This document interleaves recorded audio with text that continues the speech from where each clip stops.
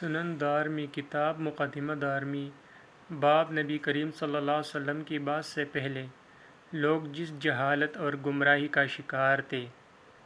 حدیث نمبر 2 حضرت حسین رضی اللہ تعالیٰ عنہ بیان کرتے ہیں کہ ایک شخص نبی اکرم صلی اللہ علیہ وسلم کی خدمت میں حاضر ہوا اور عرض کیا، یا رسول اللہ صلی اللہ علیہ وسلم، ہم جاہلیت میں مبتلا لوگ اور بتوں کے پجاری تھے، ہم اپنی اولاد کو قتل کر دیا کرتے تھے۔ میری ایک بیٹی تھی، جب وہ کچھ بڑی ہوئی تو جب بھی میں اسے بلاتا تو وہ میرے بلانے پر خوش ہوتی تھی۔ ایک دن میں نے اسے بلایا، وہ میرے پیچھے آئی، میں چلتا ہوا اپنے گھر کے کنویں کے پاس آ گیا جو زیادہ دور نہیں تھا۔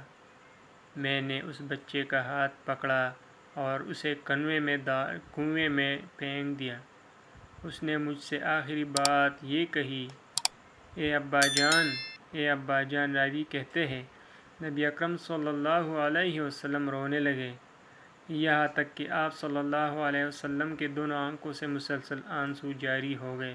نبی اکرم صلی اللہ علیہ وسلم کے ساتھ بیٹھے ہوئے حضرات میں سے ایک صاحب نے اس شخص سے کہا، تم نے اللہ کے رسول کو غمگین کر دیا۔ نبی اکرم صلی اللہ علیہ وسلم نے ان صاحب سے کہا، رہنے دے۔ اس نے وہ بات دریافت کی جسے عام سمجھا ہے۔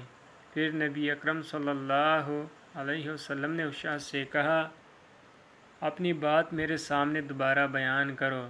اس شخص نے دوبارہ بیان کی۔ نبی اکرم صلی اللہ علیہ وسلم رونے لگے، یہاں تک کہ آپ صلی اللہ علیہ وسلم کی دونوں آنکھوں سے آنسو جاری ہو کر آپ صلی اللہ علیہ وسلم کی داڑھی مبارک پر گرنے لگے۔ پھر نبی اکرم صلی اللہ علیہ وسلم نے اس سے فرمایا، لوگوں نے زمانہ جاہلیت میں جو کام کیے تھے اللہ نے انہیں درگزر کر دیا ہے، اب تم نئے سرے